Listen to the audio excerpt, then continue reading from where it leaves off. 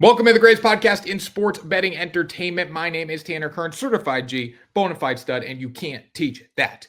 And this right here, this is G Money Grant Mitchell. We're here breaking down the Week 2 NFL slate, and you can't teach that. Bada boom, man, the people in the room. G Money Grant Mitchell, how you doing? I'm doing okay. It's Friday, so I'm in good spirits. You can see the Commanders gear behind me, and they got their butts absolutely handed to them. So that wasn't very fun, but there's still an opportunity to win some bets coming up this weekend, and we got some good ones lined up. So I'm still in good spirits overall. I don't think the Commanders are very good. Sorry. I don't think they're very good. Last night. I picked them to go 9-8 before the year. Yeah, it's going to be a little bit of a down year. I think in year 2, after the team explodes, you always got to have the down year. Look at Houston last year. They weren't the team that they were in year 1 of CJ Stroud. So, it's normal. It's normal to have that decline. And I think Green Bay's really good, don't get me wrong. But just what Washington was doing last night, the basics, they weren't getting the job done.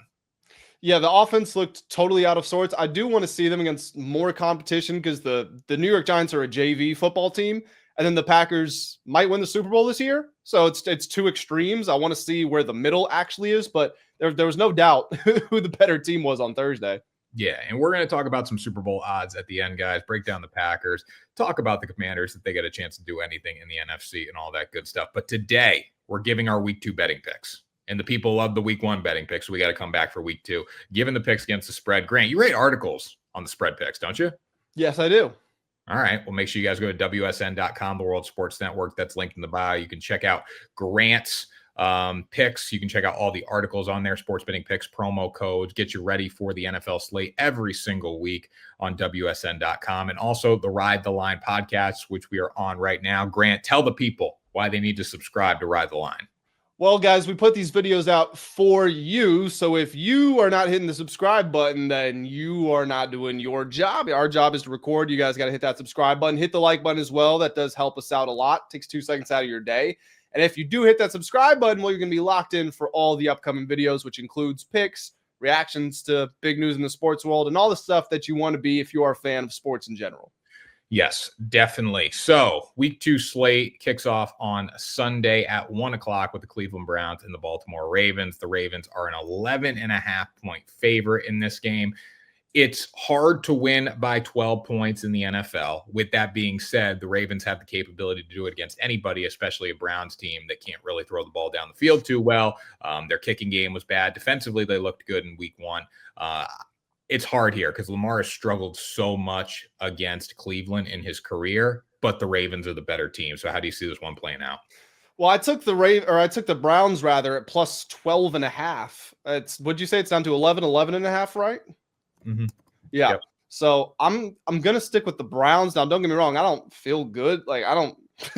Who's gonna be confident betting on the Browns? That's kind of what I'm gonna say here. But the Ravens and Lamar have played a lot of close games with the Browns. Of their last 9 matchups, the Browns kept 6 of them within 10 points. So that means that they obviously were in range to cover here. So the trends are telling you to go with the Browns here. Joe Flacco did move the ball. That's what I'll say in Week 1. Now, he turned the ball over, but those also weren't awful interceptions. They did hit his receivers in the hands. They went to the Bengals.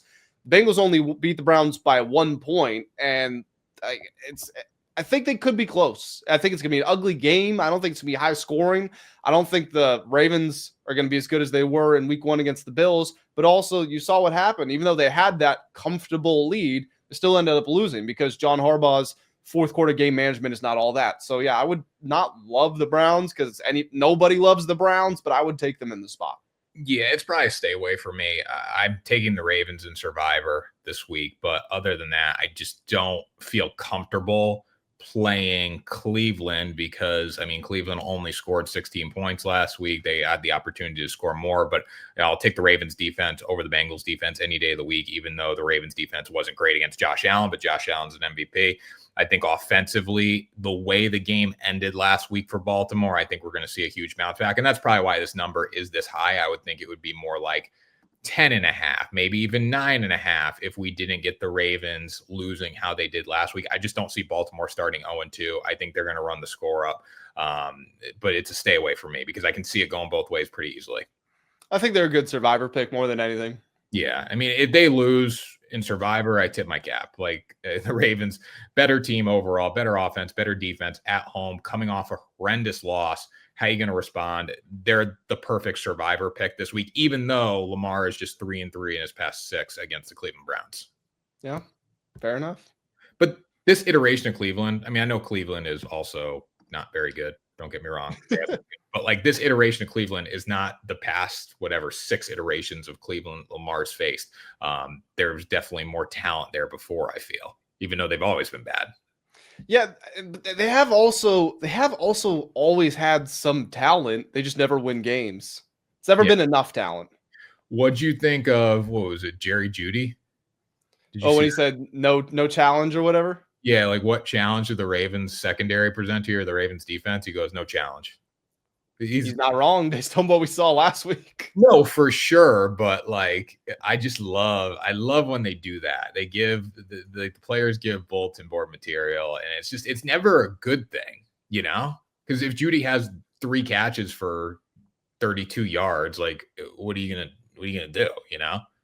Yeah, last year he played them. He had 13. No, sorry, that was targets. Okay, he had 6 receptions for 63 yards, 5 receptions for 79 yards, no touchdowns. Like those are okay numbers, but it's not really doesn't give you license to talk like that. Well, they're good numbers, but it's not going to be like at the end of the game, they're not going to be like, hey, you were the a-hole for saying what you said, but they're also not going to be like, yeah, you were right, you dominated them, they can't stop you. So it's kind of that middle ground. Like he needs to have 100 yards and a touchdown for him to probably be able to say that, or at the end of the game be like, yeah, you were right. Last week, 5 receptions, 66 yards, 25 along, 4 first downs on 5 catches. So pretty good game from him. Yeah. Moving into the next one here, we have the Los Angeles Rams traveling to the Tennessee Titans. The Titans kept their game with the Broncos close last week. The Los Angeles Rams found a way to win last week as well against the Houston Texans. They are a 5.5-point road favorite. Grant, how do you see this one playing out? So one of the most interesting stats from week 1 for me was, there's a stat called success rate. It measures your ability to stay ahead of the chains. So whatever you need to gain to pick up a first down on first downs, that's pretty much always 10 yards unless you get a penalty. Do you get 50% of that? On second down, you get 70% of whatever it is you need. Like if it's 2nd and 20, then that would be, you get 14 yards. If it's 2nd and 10, that's 7 yards. On 3rd and 4th down, do you get 100% of what you need? So do you pick up a first down? That's success rate. One of the most interesting stats from week 1 was the Denver Broncos were 26th in success rate. But if you do their net success rate, so theirs minus their opponents, they were number 1. That's because the Tennessee Titans success rate was like 20%. So they just had one of the most inefficient offensive performances that you could possibly imagine. Now, Cam Ward showed his arm talent. He made some very difficult completions, but he also threw a lot of extremely difficult passes. And that's partially on him, but it's also partially on the coaching staff. You want to make his job. You want to make your rookie making their first start. You want to make that job as easy as you can. And they didn't do that. And the Rams didn't light the world on fire, obviously, but we know they don't play their guys in the preseason. Stafford was like going through experimental cryotherapy treatment throughout the offseason. He finally got the reps in. And the Texans offense, it doesn't look like it used to, but they still have CJ Stroud back there, and the Rams held them to 9 points. So I don't think it's going to be a high-scoring game for the Titans. I'm thinking like 14 or less. And in that case, I would take the Rams to cover this spread. Yeah, 41.5 is an under number for me, so I agree with you there. I don't think it's going to be super high scoring. I like the Rams better. I think Cam Ward showed the arm talent, like you said, but was not nearly as efficient as he needed to be. The Tennessee Titans offense does not have the guys that they need to be successful, I think, this year. And defensively, they can be okay. So I'll take the Rams minus 5.5 here. I think that's a good pick. Thank you. Good pick, Graham. Bears, Lions. This one scares me a little bit. You know, I don't envision the Lions starting 0-2, but if you had to probably pick the worst spot for the Lions to be in, I mean, you could find worse spots. You could be on the road against the Bears, but you know, the worst spot coming off getting blown out by the Green Bay Packers. Now you got another divisional opponent at home in the Chicago Bears. The Bears are trash. Don't get me wrong. The way they lost the Vikings last week was despicable. But at the same time, too, you still have Ben Johnson. Ben Johnson knows everything there is to know about Jared Goff. And that could be a big issue. Lions 6.5-point favorites at home here. I probably lean towards Chicago, even though they just got beat by the Vikings. I think they come out, they play a little better. I think Ben Johnson offensively is going to let Caleb Williams do a little more, maybe. Also, when you just think about one game under his belt, that's going to make a huge difference for him being in-game decision-making and all that stuff. So I'd probably lean towards Chicago plus 6.5. Caleb looked okay at times. At the end of the game, if they heat him up, it's probably not going to end well. But if they can protect him, which who knows if they will, I do think they cover 6.5. It does scare me, though.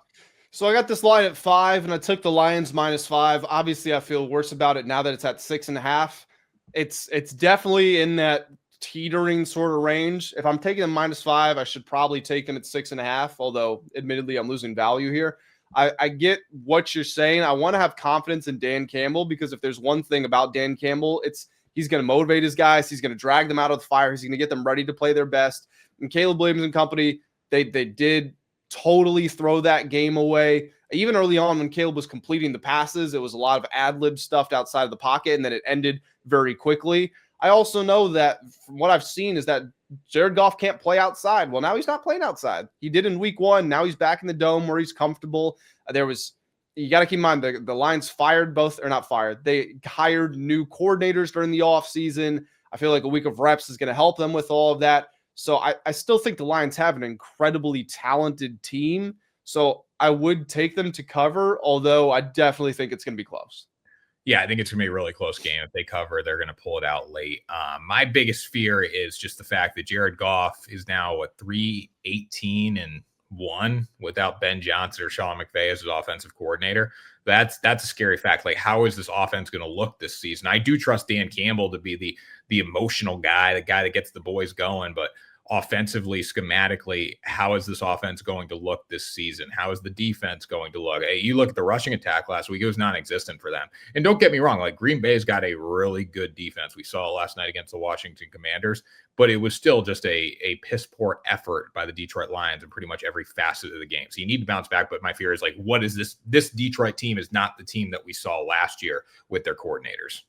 No, it's going to take some time to adjust for sure. I heard the best breakdown I heard of it was by Logan Paulson, who's a retired tight end. And he said that with Ben Johnson, the Lions were an exotic smash mouth football team. That's what he said. Because with all their fancy gadgets on the outside, they were running at you downhill and forcing their will. He said in week 1, the only thing they did against the Packers was try to be that battering ram. And as soon as that didn't work, they were just throwing the ball. There's no special design. There was no marriage between pass and run. There are no intricate concepts. So they got that part wrong. They got to clean that up going into this game. Yeah, and you also need to ease Jared Goff in the game. And the way to do that is not just sit him in the pocket on 3rd and long every time. Like, he's got to be working in play action. You got to get him rolling out. You got to confuse the defense a little bit. They were unable to do that. So I'm on Bears. You're on Lions here. I think it's a close game no matter what. It's one that if Ben Johnson wasn't the Bears head coach, I'd probably say, hey, you know what? Detroit's going to win the game. But that does scare me a little bit, that element. Yep, I get that. Bills versus Jets. This one opened at 7. It's now down to 6.5. The Bills traveling to the Meadowlands to face the New York Jets. Buffalo, I think they're going to struggle in this one. Like, I think the Jets are better than people expect, as we saw against the Pittsburgh Steelers. Buffalo, just a game last week where they probably shouldn't have won it. I'm going to be honest with you. When you have a less than a 1% chance of winning, you shouldn't win the football game. Offensively, they look great. Defensively, I think the Jets are going to be able to do some things against the Bills defense here. I probably would have liked the Jets +7, +6.5. I don't know if I feel as good about it, but where are you leaning for this one, Graham?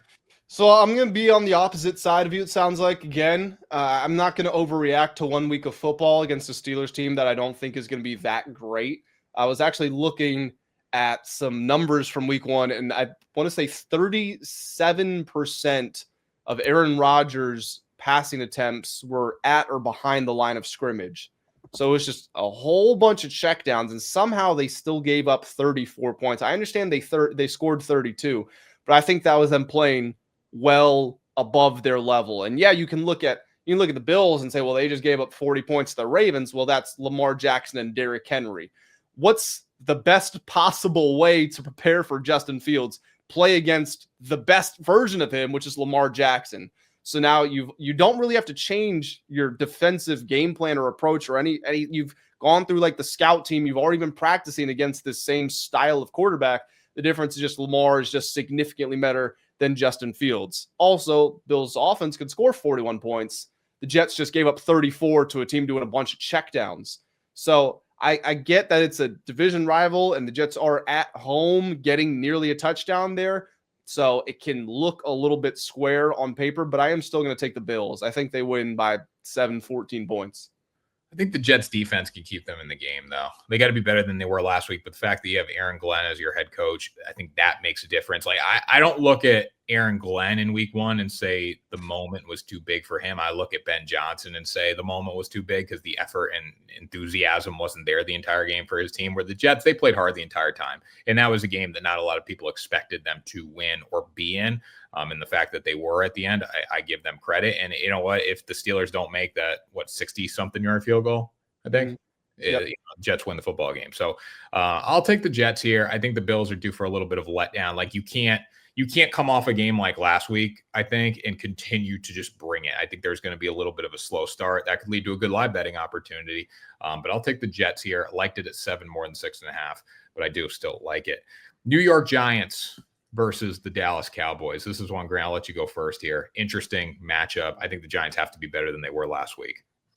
Yeah, I think so too. I think it would be hard for them to be worse.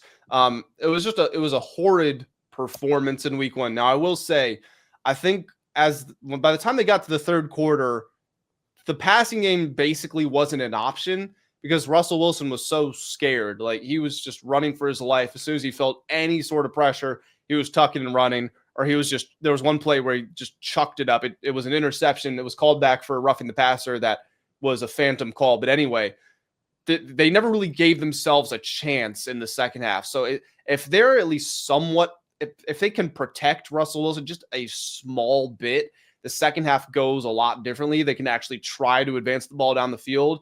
And this is a division rival, so they should be getting up for this game, you would think. The Cowboys aren't as good as the Commanders. The Cowboys can't rush the passer like the Commanders did in week 1. Also, Dallas did defend the run well against the Eagles. But that being said, like the Giants, they didn't even try to run the ball really. They went to a bunch of short passes. So I think maybe they used that to keep Dallas off balance. I think Dallas is the better team, but it's hard for me to say that the Giants are just going to get blown out again. I don't think they're bad. Like we talked about this for the season. The Giants have improved a lot. The problem is their schedule just brutal. So you might not see it, but I still think they can be a competitive team. Yeah, I think the Giants could win this one outright, honestly. The Cowboys are a better team. Don't get me wrong. Offensively, they are better. The Giants have a really good defensive front, which does help them. When you look at the Giants on offense with Russell Wilson, did not look good last week. I do trust Brian Dable to hopefully get it right a little bit more. But the Dallas Cowboys defensively were not very good last week. And you talk about the run game, how they defended it well. Like they did, I guess, but also when the Eagles needed to run the ball and pick up a first down, they were able to do that.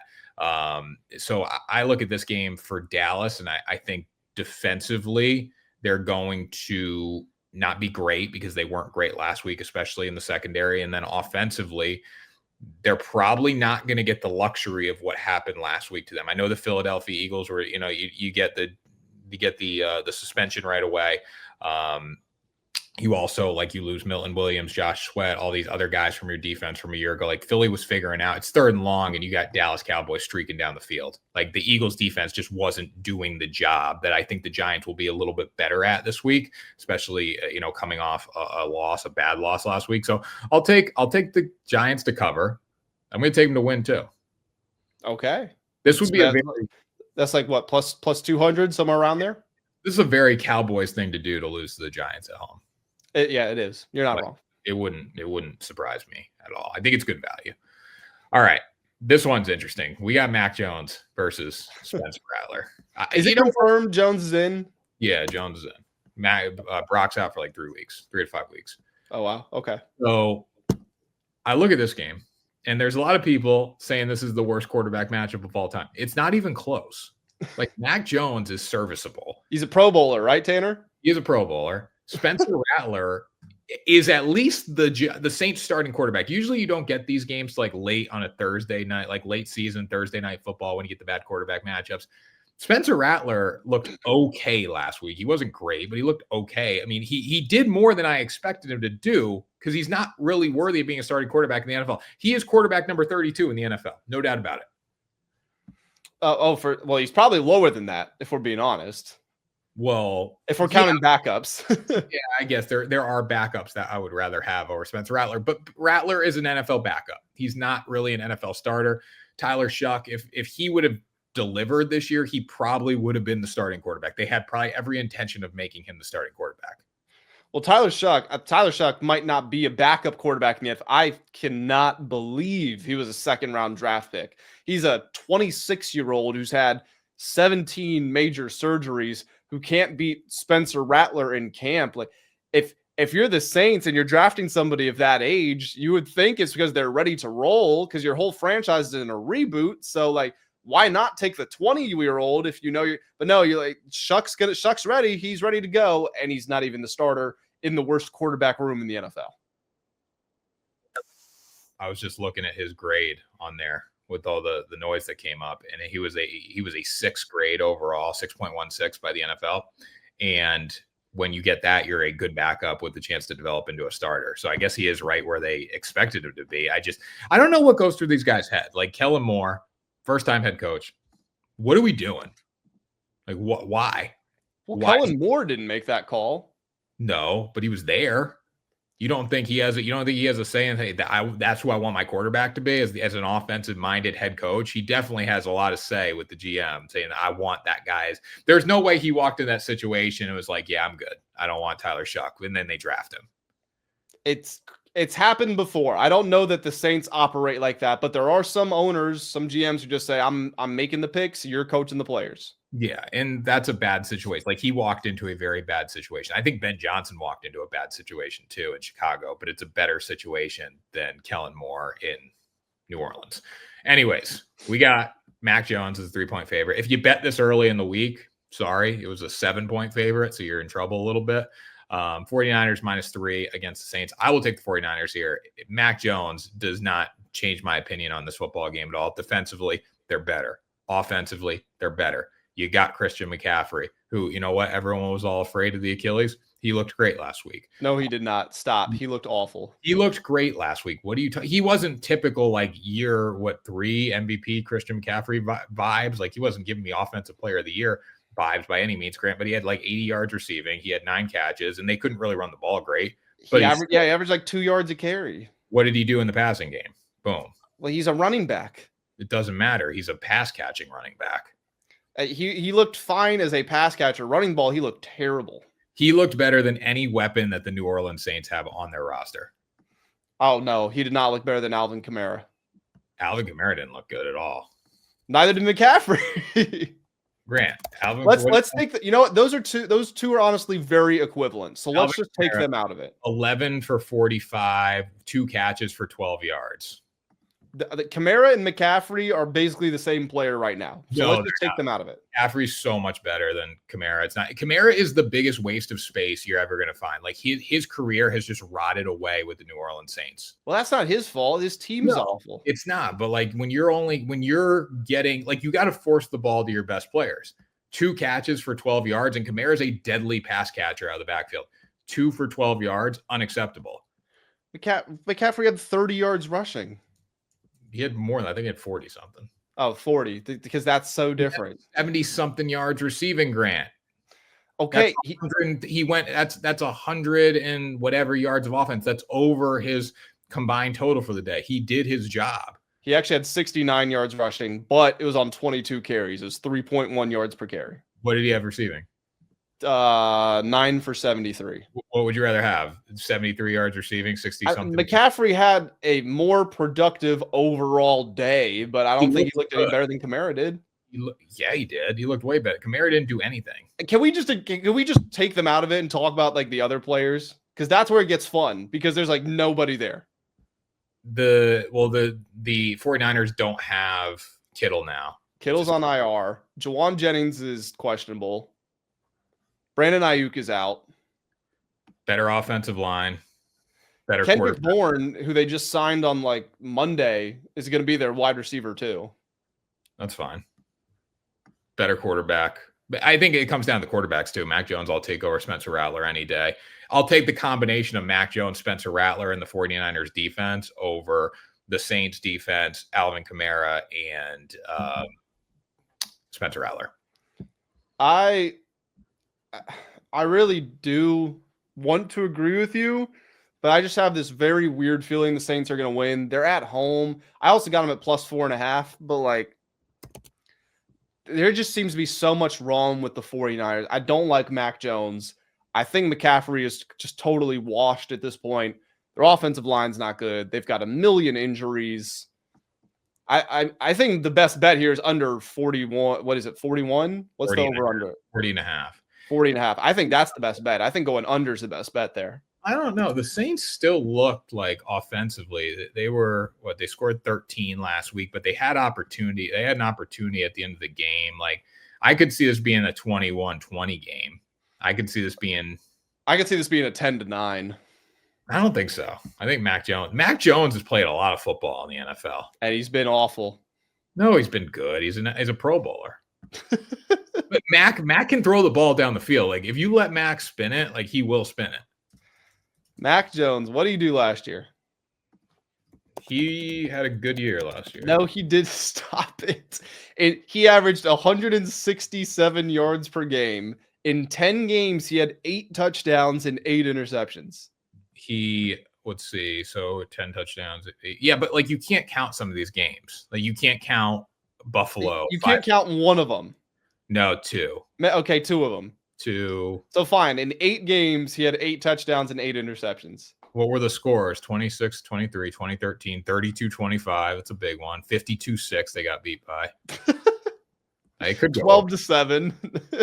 I'm going to take the 49ers -3. Better team. I'd probably live bet them because there's going to be moments to live bet each team here. The Saints are not different at home anymore. It doesn't really matter. They're a terrible franchise. Ready to move on? Yeah, next game. Let's go.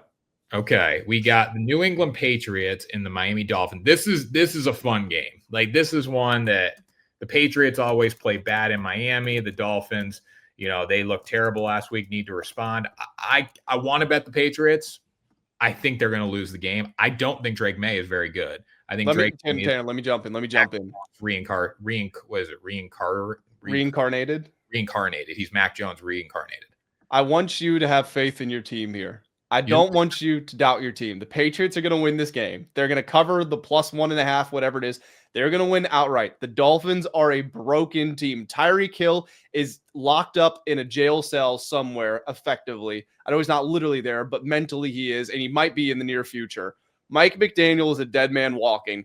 They had a players-only team meeting after week 1. They failed to cover the spread by 25. It was a pick 'em. They lost by 25 to Daniel Jones and the Colts. The Patriots, I said this during the offseason, and I know you disagreed with me. I think the Raiders are solid. I think they're an 8-9 team, 9-8 team. That's a lot, right around where a lot of people also put the Patriots. So I'm not going to take a 1-score game as a reason to say I have given up on the Patriots. It's not a 1-score game, though. Like it was 20-13. Was not a 1-score game, though. It finished as a 1-score game. Like last night, what was last night's score? 7. It was a 9-point difference. It was like last night was not a 9-point difference. It was. I get what you're saying. But the Dolphins got body slammed by the Colts. Their defense is awful. Tua is awful. McDaniel is awful. Tyreek is a criminal. They are done. Tyreek is a criminal. You are right about that. He has been arrested. But no, the Colts are good. I will say that. The Colts are a serviceable football team. They have talent around Daniel Jones. Maybe Brian Dable sucks. Maybe that's why Daniel Jones wasn't good, or whoever else they had as their head coach in his time. Like Daniel Jones could be the next version of Sam Darnold, who just goes somewhere else and finds a way to become a starting quarterback in the NFL again. I wouldn't want to bet. I want to bet the Patriots. I think this is going to be a game. It's going to be a fun game to watch. This is why you brought Vrabel in. This game right here is why you brought Vrabel in. Last week, you get dominated by the Raiders. Drake May looks terrible. My fear too, Grant, and I don't know if you watched the Patriots game last week, but like Drake May's head is spinning 100 miles an hour. He has no clue what Josh McDaniels is calling. He has no clue how he needs to check plays and do all this. He's not having fun out there. That's my biggest fear. So I want to bet. I'm going to bet the Patriots. I'll say the Patriots win the game, but I have no faith in them to go win this game. But this is why you sign Vrabel. Well, McDaniels also did a poor job calling that game. They barely ran the football. Drake threw it like 40-something times. Yeah, no, I think this is two coaches who need to figure it out, I guess. I was talking to my buddy about this. Do you think there's any, like, obviously I'd rather have Vrabel than Gerard Mayo because Mayo's never done it. Vrabel's at least been to an AFC championship. But we talk about Vrabel like he's Jesus. And he really has not done a lot as a head coach in the NFL. He hasn't done a ton, but I think it's just a situation where you can tell he is a good coach, and even if he doesn't have a huge body of work behind him, from whether it is being at Ohio State, whether it is what he did with the Titans. You can tell the culture's strong. He has gotten the best out of a lot of players. And if anyone knows how to represent New England well, you'd think Vrabel would be near the top of the list. So I understand it, but like I think it's for a reason. I think it's justified. Yeah, but like when he came in, everyone was like Vrabel's here. And I think it's cool that he's got the Patriots background, but he's been the AFC Championship one time. So that's my fear with Vrabel. I think we're setting up high expectations. Like Gerard Mayo was probably smiling last week. He's like, the offense sucks. It sucked with me. It's going to suck with you guys because Drake May is not the guy and you don't have enough talent around him. Stephon Diggs, washed. He's doing more drugs on boat with the Latinas than he's running routes. He's slow. He can't get any separation at all. Like, and I like Stephon Diggs. Don't get me wrong. He's really been a good, like, since he had the offseason stuff, when he come back, he's been a good face. He's talked to the media. He's addressed them well, but he can't get open anymore. That's the problem. Well, none of that matters when Tua's going for 114 yards, touchdown, and 2 interceptions. Tua's going to go off this week. I do believe Tua, like the media pissed him off so much last week when they said you turn the ball over in bunches. Like he's going to go off. I do think. In my heart of hearts, I think the Dolphins are going to win this game. This is if whoever loses this game, your season's officially over, though. Yep, 100%. All right. Jacksonville Jaguars versus the Cincinnati Bengals. You got the Jags as a 3.5-point dog on the road against Cincinnati. Weeks 1 and 2, not been good for Zach Taylor. He should have lost last week. Like the Browns should have easily beat them. So I would probably take Jacksonville just off that. But how do you feel? Oh, man, it's tough because I want to give the Bengals bounce back. I want to say it's going to happen, even though they have been awful in the first 2 weeks of the season. Jamar Chase had, 2 catches for 14 yards or something last week. I watched a breakdown of some of their decision-making. It's horrible. It's rudimentary stuff that they're not even being put in positions to succeed. The coaching is just so bad in Cincinnati. They're better than the Jaguars, so I really do want to take them here. But with the Jags, like they looked good last week. They scored on like their first 4 possessions and basically just put it in cruise control. But that was the Panthers, and the Panthers are awful. So I don't have a read on either one of these teams yet.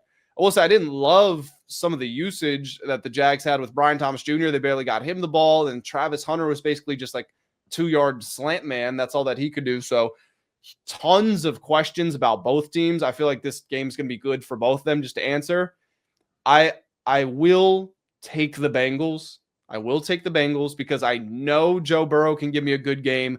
I know Trevor Lawrence can mess up a game. That's the only reason I'm doing it. I've got so many questions about both of these teams. This is probably like my least favorite pick of the entire week. I mean, Trevor Lawrence was trash last week. He was terrible. He was and he wasn't. Again, they scored on their first 4 drives, I think, and then they just took their foot off the gas. But when they did that, he didn't do anything. So I just don't know what to feel. 19-31, 5.7 yards per completion, 1 touchdown, 1 pick, 178 yards. I don't know. I don't feel good about the Jaguars. I don't feel good about the Bengals, but I mean, the Bengals are so bad in weeks 1 and 2. They look terrible against the Browns. If they could start going off, they're going to blow them off the field. But I'll take the Jags plus 3.5. That's totally fair. I get why you would do that. Seattle versus Pittsburgh. Pittsburgh, a 3-point favorite here. This is a spy. I love Pittsburgh here. I love Pittsburgh at home. I think the Seattle Seahawks are terrible. I think the Sam Darnold experiment only works under Kevin O'Connell. I think he's okay. He's probably worthy of being starting quarterback, but the talent just isn't really there in Seattle. Like losing a guy like DK Metcalf for the Seattle Seahawks changes the dynamic of how they play football. Like JSN's great. JSN slots in better as a number 2 behind DK Metcalf than he does as a number 1, especially with Sam Darnold as your quarterback. And with Cooper Kupp as your other receiver. It's 2 guys who should be in the slot that you're trying to make it work. 2 guys who should be good number 2s. And JSN is better than Cooper Kupp at this point, obviously. Cooper Kupp, I think, had, 2 catches last week? He was tremendous. But you got to get the ball to Cooper Kupp more. JSN, I think, had 124 of the 150 passing yards. You can't win like that. If Mike Tomlin knows that, he's going to take that element away from them. I love Pittsburgh in the spot coming off a win last week. So I'm not going to lie. We've been on the opposite side of most of these. I don't like either one of these quarterbacks. Again, you can look at Aaron Rodgers and say, wow, 4 touchdowns, no interceptions. Again, nearly 40% of his passes were at or behind the line of scrimmage. Mike McDonald is an excellent defensive coach. I have all the faith in the world in him on that front. So if that's what the Steelers are going to be doing, we know Arthur Smith wants to run the football. Doesn't mean the Steelers can run the football because they certainly didn't do it last week. They haven't done it for years now. I get that it's new personnel, but Caleb Johnson only got 1 or 2 carries. So I think they can stop the run. Aaron Rodgers is not going to push that ball down the field. Just because you're getting the Steelers at +3, at +3.5, even if you can, or excuse me, the Seahawks at +3, maybe if you can get them even at +3.5, off of simple line value, I would take them because Steelers won by 2 last week. I could see them winning by 1 this week. I could see the Seahawks winning by 1. I think it's ugly. I would assume it to be a low-scoring game, but at the same time, we saw this last week. Steelers had the lowest projected total last week. They went over with ease. They had one of the highest-scoring games. So I wouldn't go under, but I do expect it to be a low-scoring defensive sort of game. And that anytime you can get a team at +3, +3.5, I feel like that's the better side to be on. Yeah, I don't think the Seahawks are that good, though. That's my biggest fear. I think they're a bad football team. And the Pittsburgh Steelers, I mean, say what you want about Aaron Rodgers, he still played well. He still looks good.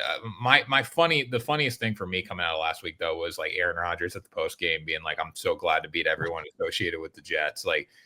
Aaron Glenn's Jets weren't your Jets. Aaron Glenn said, "We didn't want you," but also you literally got an organization to bring you in. You got everybody fired. You yourself got fired, and then Aaron made it miserable for everyone while you were there. Yeah, I mean, why would Aaron Glenn want Aaron Rodgers? That makes no sense unless he's like, you know what, we'll go with you 1 year and we'll draft a quarterback and he'll sit behind you. But other than that, I mean, there's no reason to keep Aaron Rodgers around if you're a new head coach and you're not going to be a Super Bowl team with him or without him. No, Aaron Rodgers' self-awareness is just, it's so low. It's in the basement, and it's been like that his entire professional career. We've known that. I like Aaron. How do you not like Aaron? It's funny because sometimes when you listen to him talk, it's very enjoyable. It's pleasant. But then he says things like that, whatever he said, "I'm just happy to beat anybody associated with the Jets." It's like, dude, you could be pinpointed as the reason the last 2 years were so horrible for that franchise and for their fans who had nothing to do with any of it. It was largely because of you. Yeah, definitely. Broncos, Colts here. I think the Broncos are definitely due for a little regression. I think the Colts are probably hyped up a little bit more than they should have been. I'd like to see what this number opened at. It's 2.5 for the Colts, +2.5 at home. I think every year we get that team that comes out of nowhere and is unexpected. I think it could be the Indianapolis Colts, and I'm going to trust them one more time here because the line is telling me to trust them in this spot. So I'm going to take the Indianapolis Colts. We really are on the opposite sides of all of these, so I feel bad for the audience here. I'm going to take the Broncos because I'm not a Bo Nix guy whatsoever, but he was horrible. He was up there for he might have been the worst quarterback in the NFL in week 1. It's him, it's Bryce Young, it's Tua, it's Cam Ward. They were all really, really bad. I don't think Bo Nix is that bad. And the Colts defense, yeah, they played well against the Dolphins. I get that. But they don't have personnel that I look at and say they're capable of doing that week in and week out. Also, Sean Payton took some accountability at the press conference. He said, "I didn't put Bo in positions to succeed." And with all that being said, I talked about the success rate stuff with the Titans. The Broncos held the Titans to the most inefficient day in the NFL by a country mile. Was not close. And I get it. It's a rookie making his first start. But Daniel Jones is not a world beater, even though I like Shane Steichen and they had a very great first week together. So I'll take the Broncos largely because of their defense. And also, if Bo Nix doesn't throw an interception in this game, I think it gives them a great chance to win. And if you win, you're probably covering -2. Yeah, I mean, this is the prove it week for the Indianapolis Colts. I don't feel good about it, but I got to trust them based on what they did last week. If you can go into this week, find a way to beat the Denver Broncos, people are going to start talking about you differently. Last week, it's, oh, well, you played the Miami Dolphins. This week, you beat a good Broncos team. People will probably still say, well, Bo Nix is due for regression in year 2. But if you win this game, you're going to be looked at differently in the league. So I'm going to take them here in this spot with Shane Steichen as the head coach. Panthers Cardinals. This is a little upset pick for me, Grant. It's a pretty big upset pick. I think the Carolina Panthers were better than what they showed last week. I think the Arizona Cardinals almost found a way to lose the game last week to a very bad, inferior football team. I think this is the spot where the Carolina Panthers need to play better than they did last week. Bryce Young, we know the potential was there, at least at the end of the season. It did not come to fruition in week 1. I think it's a tough spot to go into Jacksonville. I'm going to take the Carolina Panthers here against the Arizona Cardinals. One of us is going to come back very happy next week, and one of us is going to come back very sad. I've got the Cardinals covering 6.5.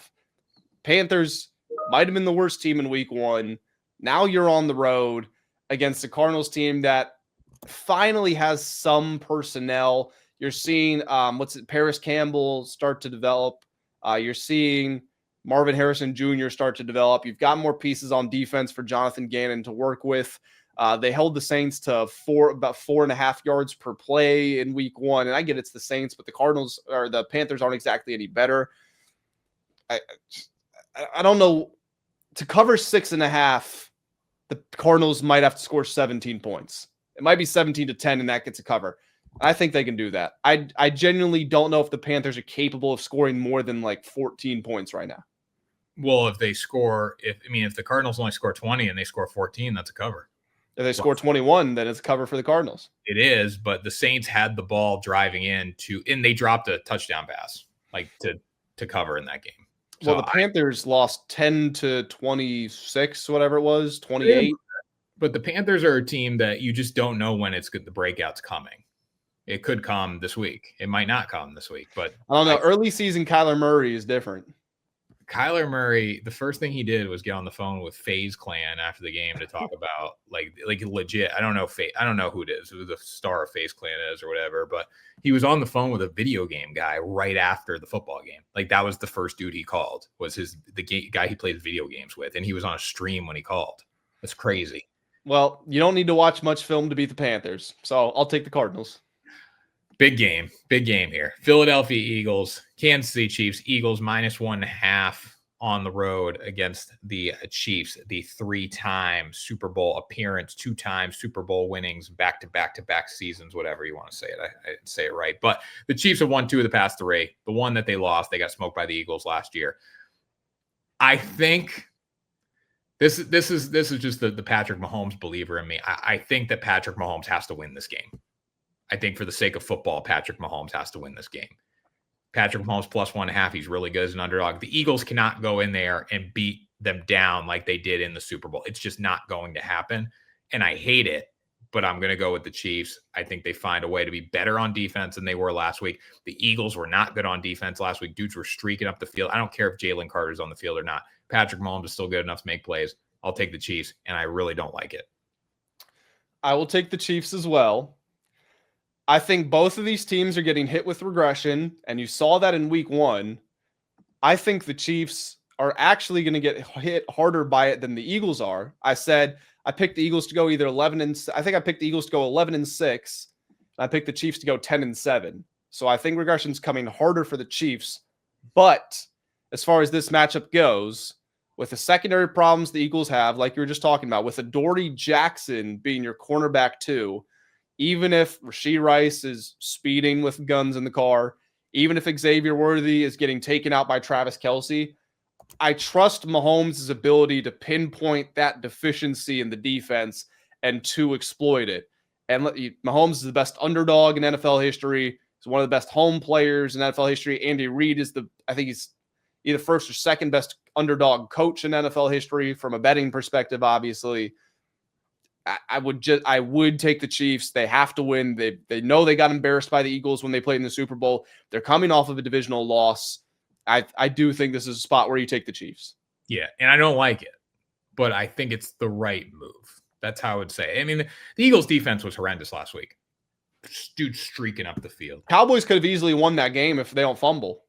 I mean, if CeeDee Lamb plays like the player he's paid to be, they win the football game with ease. He dropped two of the catches were easy. The one was a tough catch that if you make it, the game's over pretty much. But I just look at last week.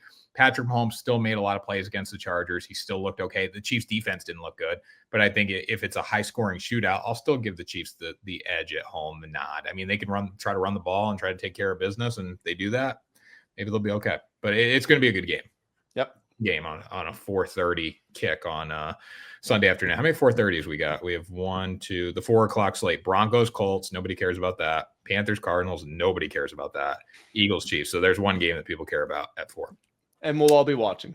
Yeah. Falcons versus Vikings. The fact that JJ McCarthy is a 3.5-point favorite in this game disturbs me. With the way Michael Penix looked last week, I mean, the Buccaneers defense played really well against the Atlanta Falcons. They missed one tackle on Bijan early, which led to the 60-yard opening touchdown drive or 70-80-yard opening touchdown drive. But overall, Bucs defense played really well. Michael Penix did dice them up when he had to. I think he has the capability to do it against the Vikings, and I don't trust J.J. McCarthy in a shootout. This is one where I think the Falcons go in, cover, maybe win. I don't know, but I think this is a tight game that the Falcons find a way to cover in. This is the bet of the week. This line opened at +5. It's down to +3.5. The Falcons are going to win this game by at least a touchdown. J.J. McCarthy made plays down the stretch. I get it. The fact we gave J.J. McCarthy NFC Offensive Player of the Week for week 1 is insane. He made plays down the stretch. He had 140 passing yards. Save me. He threw a pick 6. He did not look like an NFL quarterback. He didn't look like an NFL punter. He didn't look like an NFL water boy. He's a competitor. He was. In the first 3 quarters is what I was saying. In the fourth quarter, he made plays, dragged his team, and I give him so much credit for that being his first start, showing the mental resilience. But you cannot play as horrifically as he did to start the game and be in position to cover 3.5-point lines against potential playoff teams. You can't do that. So the Falcons, even Drake London is banged up. I think Darnell Mooney is banged up. I don't care. They got Penix, they got Bijan, they got that offensive line. Their defense also did look better against the Bucs. Baker, 3 touchdowns, no interceptions, but he was held to like 50% completion. Bucky Irving didn't have his explosive plays. It was better for the Falcons defense, and I didn't see any kind of explosiveness from the Vikings offense. So I think the Falcons win this one by a touchdown. They're 3.5-point underdogs. I'm taking that every day of the week. Baker should have thrown about 3 picks last week. He was good, but he still had 3 balls that probably should have been picked off. Speaking of Baker, Bucs Texans, not even worth really breaking this game down. Like the Bucs are going to obliterate the Houston Texans. Wow. Monday night, obliterate them. Not even gonna be close. Bucs haven't lost in I think week 2 since 2016, but this is just a disrespectful line in my opinion. I think Tampa's better in all phases of the game than the Houston Texans. Oh, no shot do I think Tampa Bay's defense is better than Texans. That's fine. Baker will tear them up. Houston's defense is elite. Houston quietly had one of the best defenses in the NFL last year. They held the Rams to 14 points in week 1. I'm taking the Bucs on the spread, so I'm with you on that. But I think this is a very close game. I'm more so looking at this as like, I think these two teams are even. And then because the Bucs are getting points, I'm taking them. But I'm not looking at like the Bucs are the superior team. The Bucs have a weird defense. They got talent all over the defense, but they give up. They're going to give up big plays, but they're also going to make big plays. That's how their highs are high, their lows are low. Same thing with their offense. When Baker's on, he's great, but they have the lows. I just don't see the Houston Texans doing enough offensively in this game. Now, I think it was C.J. Stroud a couple of years ago tore up the Bucs. I think he threw for like 470, 4 touchdowns, 5 touchdowns, I think. I don't know when that game was. It definitely wasn't last year, so it was the year before, I believe. I'll find out. Yeah, he's torn the Bucs up in his time as the quarterback. I just don't see it. Give me the Bucs. money line. Yeah. You were spot on. 30 of 42, 470 yards, 5 touchdowns. Was that 2 years ago? Yeah. That was a 39-37 win in the middle of his rookie year. That was also rookie CJ Stroud, who's different than year 2, year 3 CJ Stroud. You're not wrong. Their offense is sputtering, and they have receivers. I don't know if it's an offensive line. I don't know if it's an unpredictability because their running game isn't all that great, but things have not looked the same. Where's Joe Mixon? Out for a long time. Miss the whole year. Joe Mixon doesn't do anything. Like, they brought all these guys in. Joe Mixon, you bring in. Joe Mixon might be out for the year. I know, but like these guys did nothing. They've done nothing. You brought in Joe Mixon. Anytime you bring in Stephon Diggs to a team, like, he's going to curse your franchise. That's how the Patriots are going to be. Brought in Nick Chubb. There's too many. Nick Chubb's fine. There's too many. How do you say it? Too many characters on the team. Yeah. Personality. I don't know. I mean, CJ Stroud's a good dude, but like, I don't know. I think it was a bad cocktail. I hate Monday Night Football doubleheaders, but we got Chargers Raiders here at 10 o'clock kickoff. Chargers -3 on the road or Raiders +3 at home. Grant, what are you taking? Raiders. Yeah. Raiders. They're a good team. I've been saying it since the offseason. They have the chance to prove it here. Big game for the Chargers coming off of a massive win against the Chiefs. They do get a little bit of extra rest because they played on Friday. Raiders are at home, so you feel like those maybe cancel each other out there. Neither one of those teams, neither one of those rookie running backs, Marion Hampton and Ashton Genty, neither one of them ran the ball very well in week 1. Herbert threw the ball well, but Geno Smith can also spin the hell out of the football. He threw for like 360 against the Patriots. I would rather have the Chargers defense, and that's why they're favored. But no, I like the Raiders, especially if you can get them at +3.5. Then I think that's definitely a must bet there. I like the Raiders. I like them. I like the Raiders, but I don't love the Raiders. They'd probably stay away from me. I think the Raiders are better than people expected. I think last week was a good start for them, but also the Chargers look great against the Chiefs. I think Chargers got to come back down to earth, though. So Raiders +3 at home is probably the move. Okay, and that does it, right? Got to give our Super Bowl pick after week 1, Grant. We said we'd give the Super Bowl pick. Are the Packers a legitimate Super Bowl contender? Well, I mean, they're definitely a contender. If you're looking at Super Bowl odds right now on FanDuel, which we do have promo codes for over at WSN.com, make sure you go check those out. I believe it's bet 5, and then you win $300 in bonus bets if you win your first bet. But make sure you go get the promo code over there on FanDuel. I'm not going to tell you guys what it is till you go look. According to those Super Bowl odds at FanDuel, the Bills, Ravens, Eagles, all 7-1 to win the Super Bowl. Packers at +750. So they've got those 4 teams basically inseparable. It's tough because the Packers, first of all, as we're recording this, they're the only team we've seen play 2 games. So we can say they've been the most impressive team so far. And that is definitely true. I said coming into the year, it was going to be the Ravens. And I get that they lost very embarrassingly to the Bills.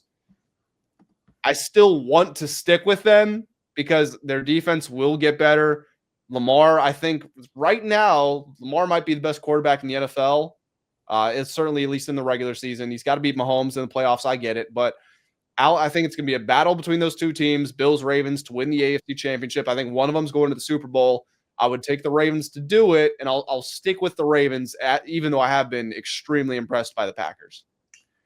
Yeah, I still think the Ravens are the best football team if Lamar doesn't turn the ball over, or Derrick Henry for that matter. I think in the NFC seems like one that Green Bay can win, but I don't trust Jordan Love either. I don't know if you get this vibe from him.